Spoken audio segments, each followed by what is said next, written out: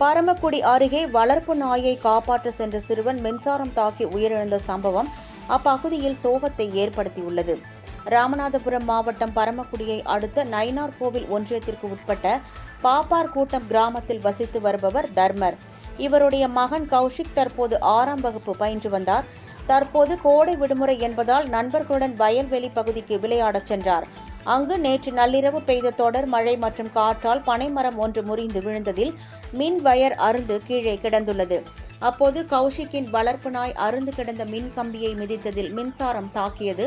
துடிதுடித்துக் கொண்டிருந்த நாயை காப்பாற்ற சென்ற கௌஷிக்கையும் மின்சாரம் தாக்கியது. இதில் படுகாயமடைந்த கௌஷிக் சம்பவ இடத்திலேயே உயிரிழந்தார்.